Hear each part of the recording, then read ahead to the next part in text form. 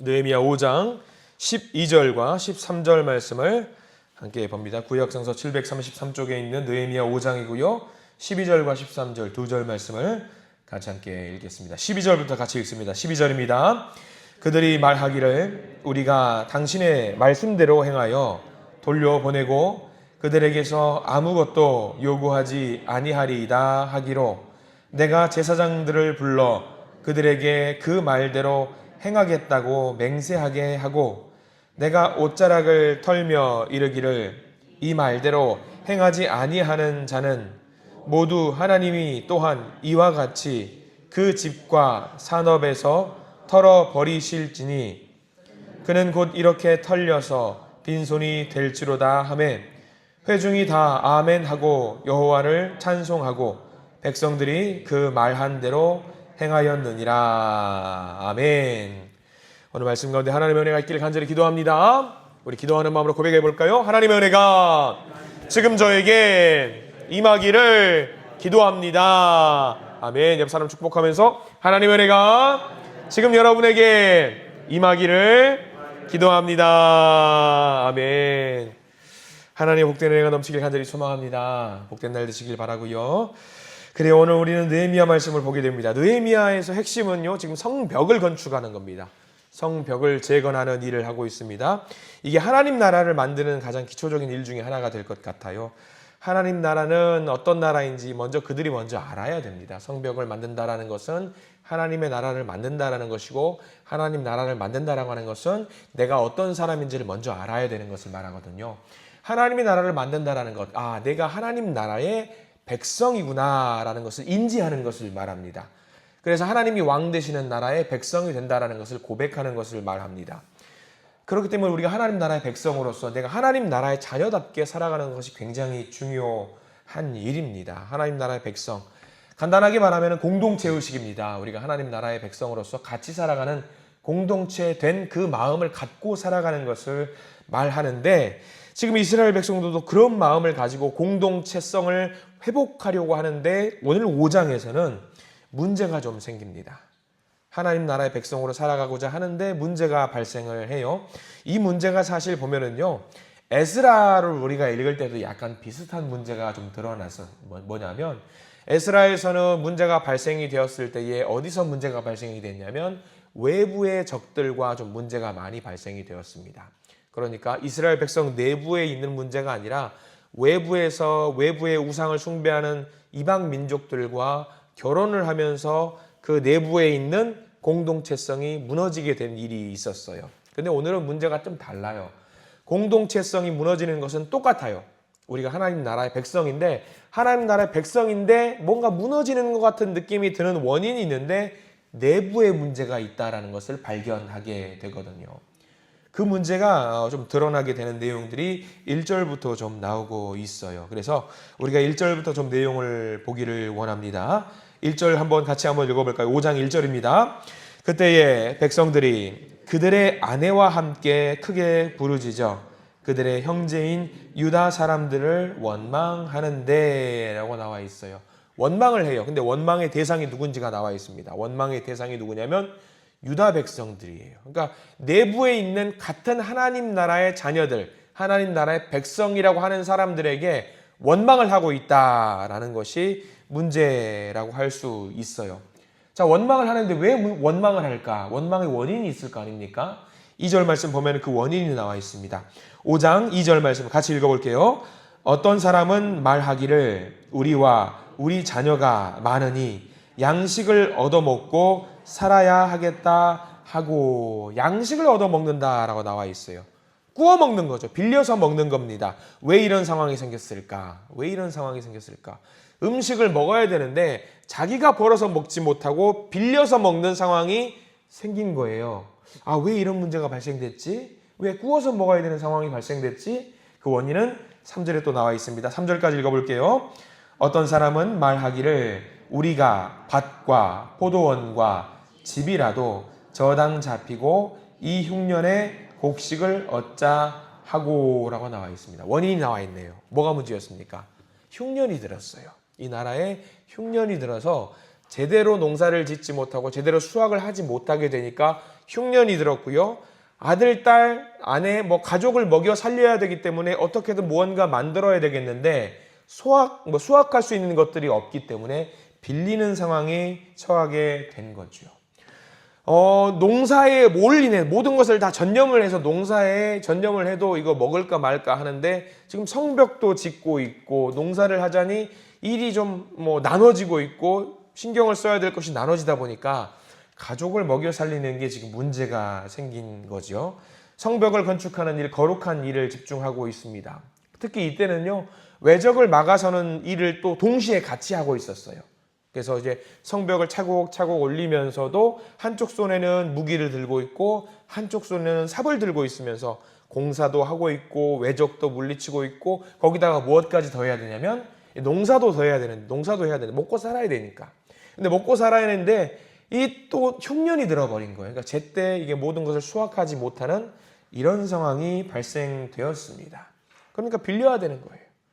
음식을 얻긴 얻어야 되는데 처음에는 자기가 가지고 있는 것을 조금 이제 나누면서 퉁치면서 여러 가지 물건들을 저당 잡히면서 음식을 빌려서 먹고는 있는데 이 사람들이 가진 게 있겠어요. 포로로 살다가 돌아온 사람들에게 가진 것 없단 말이죠. 그렇기 때문에 이것도 팔고 저것도 팔고 이것도 저당 잡히게 되고 그런 상황이 전개되니까 급기야 어떤 상황이 생겼냐면 팔 게 없어요. 그러면 뭘 팔까요, 이제는? 자녀들을 파는 거예요. 자녀들을 저당 잡히게 되고요. 자녀들을 저당 잡혀도 더 팔아야 돼요. 먹고 살아야 되니까. 그러면 뭘 팔까요? 아내를 파는 거죠. 아내를 팔고 급기야는 거기서 또 더 넘어가는 거예요. 그럼 어떤 상황이 생기냐면 자기 자신도 노예가 되는 상황이 발생이 되는 거죠. 이 사람들이, 이스라엘 백성들이 성실하지 않거나 게을렀다거나 그러면은 이 사람들 못된 사람들이다라고 할 수 있겠지만 그게 아니에요. 이 사람들은 각기 맡겨진 소임을 최선을 다하고 있고 성벽 올리는 것도 자기의 힘을 쏟아가면서 최선을 다하고 있는 상황입니다. 열심히 하고 있어요. 열심히 하고 있는데 상황이 좋지 않아서 흉년까지 오고 물건값은 오르고 감당할 수 없어서 이 문제를 만나게 된 거지요. 그러면서 민족 전체에 어떤 상황이 발생이 되냐면 서로 간에 갈등이 유발되게 된 것입니다. 그래서 심각한 상황이 전개가 되는데 이 5절 말씀에 보면은 이 상황들이 또 이미 전개가 어느 정도 지금 전개가 됐어요. 5절 말씀 같이 한번 읽어볼까요? 우리 육체도 우리 형제의 육체와 같고 우리 자녀도 그들의 자녀와 같거늘 이제 우리 자녀를 종으로 파는도다. 우리 딸 중에 벌써 종된 자가 있고 우리의 밭과 포도원이 이미 남의 것이 되었으나 우리에게는 아무런 힘이 없도다 하더라. 심각한 상황에 처하게 되어 있습니다. 우리가 전혀 모르는 상황 속에서 이스라엘 백성들의 어떤 문화적인 배경을 모르는 상황 속에서 아니 당연히 빌렸으면은 갚아야 되는 게 아니냐, 이자를 쳐서 갚아야 되는 게 아니냐, 왜 저런 것으로 투덜거리고 있느냐라고 생각을 할 수도 있는데 원래 구약 성서의 율법에 따르면요 빌릴 때는요 이자를 쳐서 받는 게 아니에요. 절대로 그거는 법으로 금지가 되어 있어요. 아쉬울 때는 그냥 빌려주고 나중에 그 원금만 받는 걸로 구약 성서에는 나와 있습니다. 그러니까 우리가 이걸 보면서 당연히 이제 이자를 해가지고 빌려줘야 되는 것이 맞지 않느냐. 그렇기 때문에 이스라엘 백성들에게는 이게 금지됐어요. 뭐가 금지됐냐면 고리대금이 금지되어 있어요. 법적으로 금지가 되어 있습니다. 율법으로 금지가 되어 있는데 이게 무너지는데 언제 무너졌을까요? 전통적으로 이렇게 이자를 쳐서 갚아주는 것을 법적으로 금지가 되어 있는데 이게 지금 이때에는 그게 있었다라는 것을 말하잖아요. 언제 이게 생겼냐면 포로 생활하면서 생긴 거예요. 어디서 살았냐면 이방 민족 가운데에서 포로 생활을 하다 보니까 바벨론과 페르시아에서 살다 보니까 그들의 문화가 들어오면서 고리대금이라는 그 일이 생기게 된 거죠.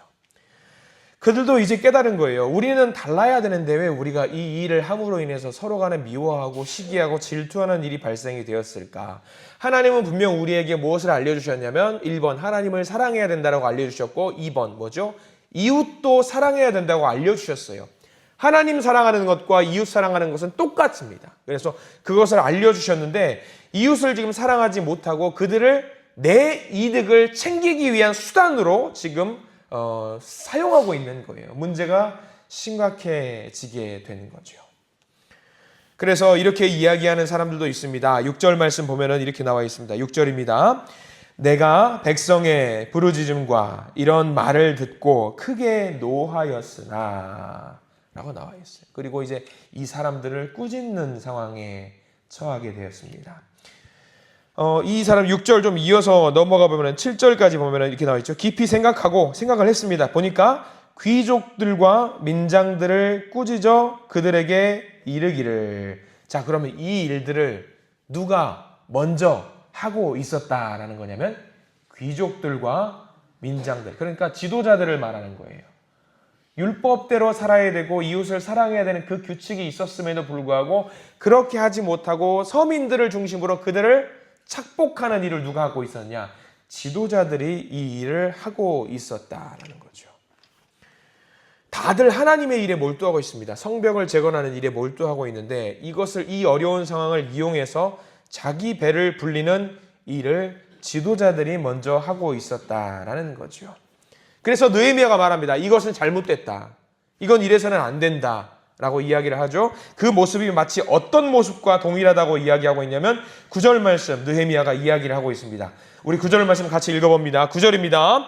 내가 또 이르기를 너희의 소행이 좋지 못하도다. 우리의 대적 이방 사람의 비방을 생각하고 우리 하나님을 경외하는 가운데 행할 것이 아니냐. 여기 굉장히 중요한 말이 있습니다. 제일 뒤에 보면은요, 우리 하나님을 경외하는 가운데 행해야 된다라고 나와 있는 이 내용이 나와 있어요. 마치 이 사람들이 지금 하고 있는 것이 선택받은 사람들의 행동과는 거리가 멀고 우상을 숭배하는 이방 민족들의 행동과 똑같다라고 이야기를 하고 있는 거죠. 저 사람들은 하나님을 믿는다고 하면서 서로 위기에 처해 있을 때 돕지 않고 높은 이자로 자기의 배를 불리더라. 사람들이 그렇게 말을 하는 거죠. 사람들은 망해서 죽어가고 있는데 신경 쓰지 않고 자기 배를 불리더라. 이거 이방 사람들이 보면 뭐라고 하겠나라고 느헤미야가 꼬집는 거죠. 근데 이 말이요, 이스라엘 사람들의 이야기로만 치부하고 그냥 넘어가는 것이 아니라 이런 말들을 우리도 요즘 최근에 교회가 많이 듣고 있어요. 세상 가운데 교회가 욕을 먹는 이유 중에 그게 있지 않습니까? 교회가 세상 가운데 욕을 먹을 때요, 복음으로 욕을 먹지는 않아요. 복음으로 욕을 먹지는 않습니다. 욕을 먹는 이유가 있습니다. 뭐냐면 저거 봐라. 교회 다닌다고 하면서 우리보다 더한다 라고 이야기를 하면서 교회를 다니는 사람들을 핍박하고 조롱하는 말들을 들을 때가 있어요. 아니, 단순하게 비교해도 저도 알아요. 밖에 있는 사람들이 교회에 있는 사람보다 훨씬 더 악하게 산다라는 것은 저도 압니다. 근데 세상 사람들이 교회를 다니는 사람, 교회를 향해서 기대하고 있는 바가 있어요. 청렴하고 깨끗하고 투명해야 한다라는 기대치가 있는 거거든요. 그렇게 살아야 되는 거거든요. 자기는 함부로 살아도, 자기들은 마음대로 살아도 교회는 그러면 안 된다라고 하는 기대치가 있어요. 이런 고정관념들이 세상에 많이 있어요. 최근에 제가 운동을 한다고 축구를 하러 한번 간 적이 있어요. 제가 모르는 사람들과 축구를 하게 됐어요. 근데 거기서 소개를 하다가 저는 그때 당시에 이런 넥타이를 하고 있는 것도 아니고 평범하게 운동하는 운동 복장으로 나갔습니다. 근데 자기소개를 할 일이 있었는데 제가 목사입니다라고 하니까 사람들이 화들짝 놀라면서 저를 보면서 하는 말이 있어요. 아니, 목사님이 그런 복장으로 살면 되냐라고 이야기를 하는 거예요. 아니, 운동하러 왔는데 그럼 넥타이 메고 운동할 수는 없잖아요. 그렇잖아요. 근데 그런 게 있어요. 교회 다니는 사람하면은 기본적으로 세팅되어 있는 이 고정관념들이 있어요. 고정관념. 그것은 뭘 말하냐면 우리가 교회 다니는 사람으로서 청렴하게 살아야 된다. 바르게 살아야 된다. 이웃을 더 사랑하며 살아야 된다라는 그 고정관념들이 있어요. 우리가 꼭 그렇게 살지는 못할지언정 그렇게 살려고 노력을 해야 되는 것 최소한의 그게 있거든요. 근데 지금 오늘 이스라엘 백성들이 어떻게 했냐? 그 고정관념은 다 버려버리고 세상 사람들보다 더 심하게 같은 민족에 있는 하나님의 백성들을 더 착복하면서 살고 있었다라는 것이 큰 문제예요. 가장 중요한 것, 다른 건 떠나서 하나님을 경외하면서 살아야 될 것이 아니냐라고 지금 느헤미야가 이야기를 하고 있는데 그것도 버려버리는 거죠. 경외하는 것도 버려버리는 거예요.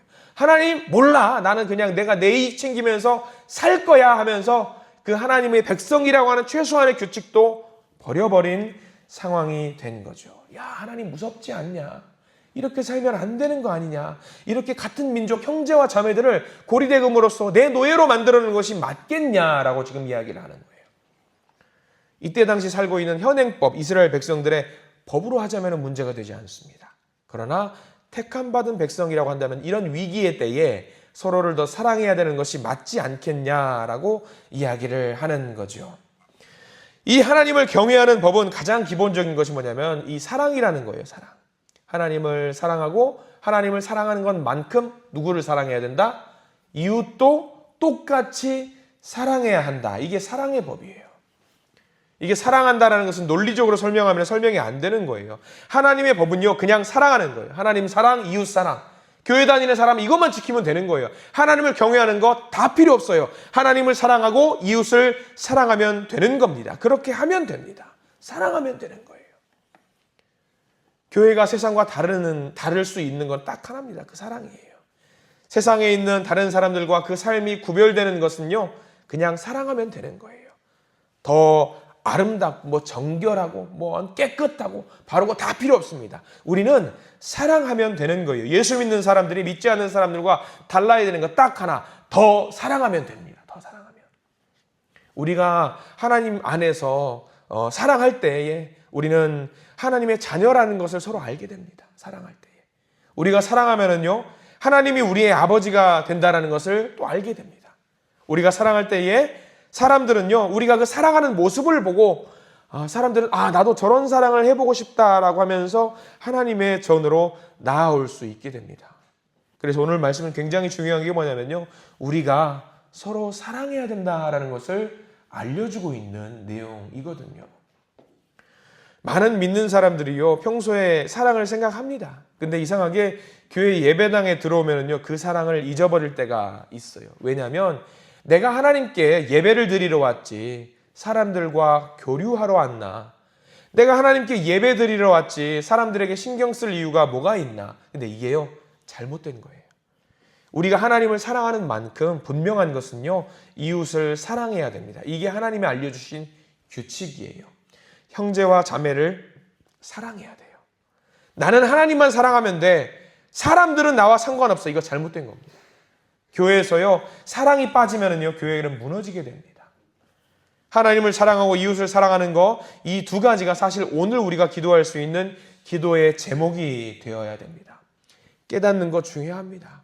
은혜 받는 것도 중요하고요, 방언도 중요하고 예언도 좋고 은사도 좋고 성령도 좋고 다 좋아요. 그런데 우리는 성경 말씀 이 말씀을 알 거예요. 이 모든 것들 위에 사랑이 없으면 허공을 치는 꽹과리와 같다라고 이야기를 해요. 사랑이 없으면. 그렇기 때문에 우리가 구할 때에, 기도할 때에 하나님을 무엇보다 더 사랑하게 해주시고 그만큼 이웃도 사랑하게 해주시옵소서라고 기도로 나아가는 우리가 되어야 될 줄 믿습니다. 교회에 와서 은혜를 누리고요, 기쁨을 얻고 세상으로 돌아가는 것도 중요하지만은요, 우리가 먼저 사랑하는 사람이 되면은요, 교회는 자동적으로 달라지게 되고요, 자동적으로 부흥하게 되고 성장하게 됩니다. 교회는 놀랍게 변화되게 됩니다. 그 변화는 내 마음속에 사랑하는 마음이에요. 그래서 10절 말씀 한번 보면 이렇게 나와 있어요. 우리가 읽은 5장 10절 말씀, 이제 조금씩 변화되게 됩니다. 10절 말씀 읽어보겠습니다.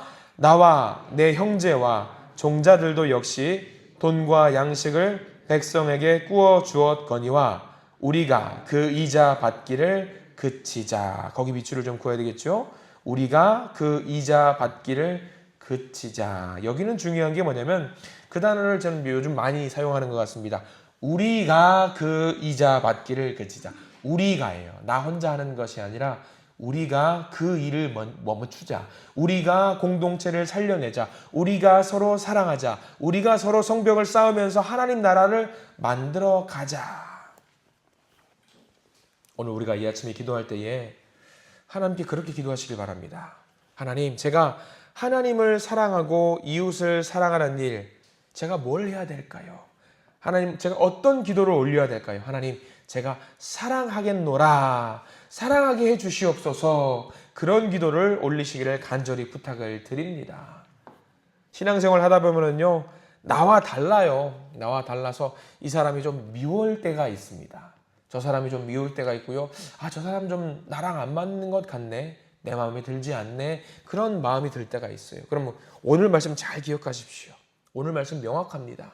그런 미워하는 사람을 미워하게 되면은요, 우리 하나님 나라가, 하나님의 백성된 그 하나님의 나라가 무너지게 돼요.